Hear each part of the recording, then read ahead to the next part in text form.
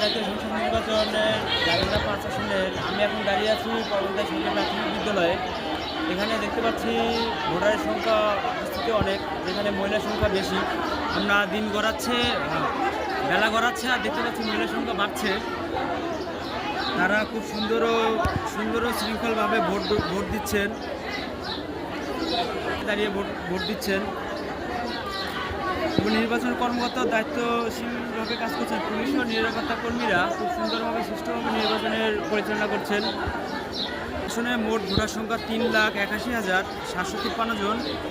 Voter তালিকা অনুযায়ী মোট ভোটারের মধ্যে পুরুষ সংখ্যা আছেন 1,89,796 জন এবং মহিলা ভোটার আছেন 1,91,954 জন এবং তৃতীয় লিঙ্গ হিজড়া আছেন 3 জন।